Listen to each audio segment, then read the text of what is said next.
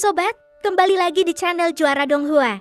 Kali ini kita akan melanjutkan lagi alur cerita Battle Through the Heavens chapter terbaru. Sebelum kita ke alur ceritanya, yuk siapkan kopi play sobat, agar kita enjoy dalam mendengarkan episode kali ini. Oke, tanpa berlama-lama langsung saja kita ke alurnya. Setelah pria itu melakukan segalanya, dia hampir membunuh bayi yang dikandungnya di dalam bintang itu. Kehidupan yang melahirkan bayi di bintang-bintang pun lenyap. Semua berkumpul dengan lampin di lengan pria itu, lalu sudah ada bintang di matanya. Saat ini, kehidupan memancarkan vitalitas yang kuat. Ini jelas hanya bayi yang sepertinya baru lahir baru beberapa bulan. Saat ini, bintang di mata dan antara alis bayi, segel bintang terus mengembun. Seni membunuh, menukar kematian dengan kehidupan. Mulai sekarang, rajanya Zhao akan menjadi milikmu. Akan memiliki semua sumber daya klan Genshin atas namanya, jadi menjadi raja baru dari klan Dewa Asli. Setelah tertawa liar beberapa kali, pria itu bergerak. Menghilang di sini, hanya vitalitas redup yang tersisa. Ini seperti lampu goyah yang akan padam kapan saja. Awalnya hijau dan penuh kehidupan, dan bintang-bintang yang melahirkan banyak makhluk hidup, warnanya juga berubah menjadi gelap. Saya tidak tahu berapa lama waktu telah berlalu. Seorang pria baru saja muncul, dia memandangi bintang-bintang redup di depannya. Tiba-tiba seluruh tubuhnya gemetar dan wajahnya menjadi pucat. Klan Chimi, beraninya kamu berkomplot melawan anakku. Tunda bagaimanapun caranya untuk membunuh anakku. Aku harus membiarkan keluarga Chimi menguburkan putraku bersamanya. Pria itu melambaikan tangannya dan melihat kehampaan di sekelilingnya. Pemandangan tadi terpantul di matanya. Dia melihat seorang pria menggendong bayi yang sedang dibedong. Rebut kekuatan bintang yang melahirkan bayi itu. Tidak ada lagi kekuatan bintang. Ini seperti terluka parah, hampir menghilangkan sebagian besar vitalitas. Jika tidak diobati, kemudian bayi yang dikandung di bintang-bintang kemungkinan besar akan mati karenanya. Kehilangan nyawa dan berubah menjadi bintang kematian. Pria itu melihat pemandangan di mana kehidupan tersadot keluar dari gambar dan menyatu dengan bayi yang dibedong dalam pelukannya. Inilah kekuatan hidup dalam hidup seseorang, ini setara dengan menghilangkan kualifikasinya.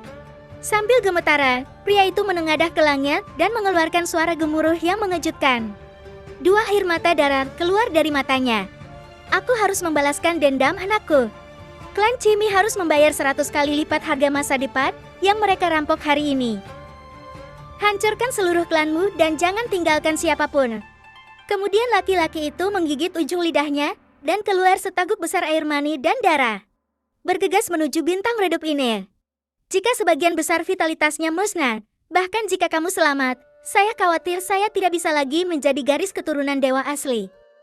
Tidak apa-apa, apapun yang terjadi, ayahku akan menemanimu dalam perjalanan ini. Salju tebal turun dan pria itu sedang menggendong bayi di pelukannya. Wajahnya membiru dan dia tampak kedinginan.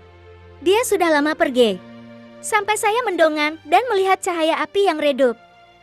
Namun kemudian terdengar suara menderu di langit, pria itu mengertakkan gigi dan mengangkat kepalanya, seluruh tubuhnya gemetar. Klan Dewa Asli sedang dalam kekacauan. Sebagai seorang ayah, aku khawatir aku tidak akan bisa menemanimu lagi, anakku, maaf. Kemudian, dia hanya bisa menempatkan bayi itu di pintu gerbang desa.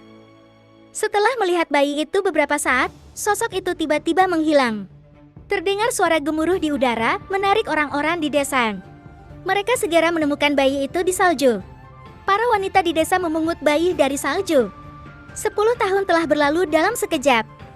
Siapa yang tega meninggalkan anak-anak mereka di sini, di tengah salju tebal di musim dingin ini? Wajah kecilnya masih hangat, ini seperti anak kecil yang jatuh dari langit. Izinkan saya memberi nama Anda Tianlin. Pada saat ini, aku melihat seekor binatang buas besar bergegas menuju desa. Saat Anda tiba di depan pintu, binatang buas itu tiba-tiba berhenti dan hanya melihatnya. Di bawah binatang buas itu, ada seorang pemuda, dialang yang menyeret binatang mati itu memasuki desa bersalju. Sebagian besar bintang ini tertutup es dan salju. 10 tahun musim dingin, 5 tahun panas yang menyengat. Lingkungan tempat tinggalnya sangat buruk dan wajah anak laki-laki itu merah. Dia bahkan berpakaian lebih tipis dibandingkan dengan orang lain yang memakai jaket kulit tebal, terlihat agak tidak pada tempatnya. Bibe, yang kedua, yang ketiga, Tianlin kembali. Pemuda itu berteriak keras dengan tangan di pinggung. sangat arogan dengan senyum bahagia di wajahnya. Desa itu dipenuhi dengan sorak-sorai. Hingga 100 tahun kemudian, anak laki-laki itu telah tumbuh dewasa. Hanya dalam 100 tahun, dia keluar dari planet ini, dan di antara alisnya yang mengherankan, ada segel bintang yang bersinar. Apa pengalaman hidupku, dari mana asalku, sungguh cepat waktu berlalu. Ribuan tahun kemudian, di atas batu besar yang melaju kencang di tengah kehampaan, ada juga sekelompok meteorit di balik bongkahan batu tersebut.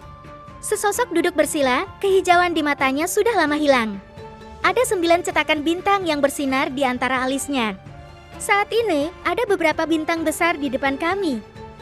Sosok itu adalah Tianlin. Ayahku, sampai hari ini, kamu tidak pernah membayangkannya. Anak terlantar itu telah tumbuh dewasa. Aku ingin bertanya padamu, kenapa kamu meninggalkanku waktu itu? Di dalam klan Genshin, ada juga seorang laki-laki. Dia memiliki postur yang bangga dan memancarkan sikap mendominasi.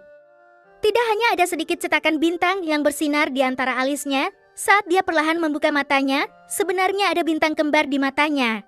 Siapa yang berani melanggar klan dewa asliku? Di luar bintang-bintang, beberapa penjaga dewa asli bergegas keluar. Sosok di atas batu itu melangkah keluar dalam satu langkah. Saya melihat sosoknya menjulang ribuan kaki di tengah badan. Dewa asli meninggalkan putranya dan datang mencari ayahnya. Sosok besar itu meraung tanpa menunggu jawaban. Dia baru saja mengambil meteorit yang dibawanya di belakangnya, lemparkan ke arah bintang-bintang ini. Terdengar suara mendesin. Meteorit yang tak terhitung jumlahnya melesat dengan kekuatan yang menakutkan. 1 orang versus 10.000 orang. Tidak semua klan Genshin itu jenius. Kebanyakan hanya Genshin Impact bintang 2 atau bintang 3.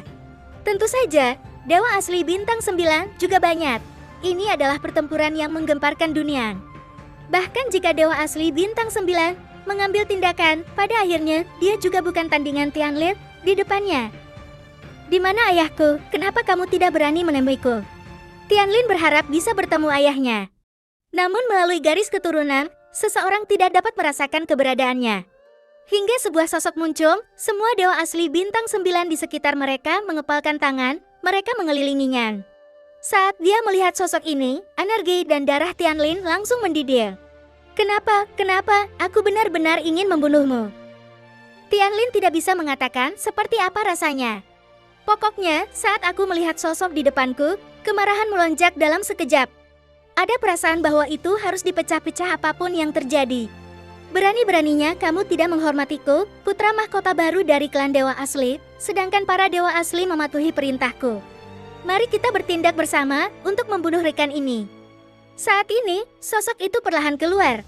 Matanya angkul dan sulit diatur dan 9 bintang di antara alisnya bersinar. Saat dia membuka matanya, bahkan ada 2 bintang kembar yang sangat terang. Tunggu, serahkan orang ini padaku. Akui putra mahkota, kita bisa mengatasi masalah ini. Tidak perlu merepotkan Anda untuk mengambil tindakan, seorang tetua dari dewa asli berkata dengan hormat. Dalam klan dewa asli, selain garis keturunan yang membedakan identitas, dibandingkan dengan garis keturunan, kekuatan adalah indikator yang lebih penting untuk menentukan status. Seluruh tubuh Lin Tian gemetar dan dia merasakan sentuhan kehangatan di wajahnya. Segera mengangkat tangannya dan menyekanya. Dia benar-benar menyadari bahwa dia telah menitikkan air mata darah tanpa mengetahui kapan.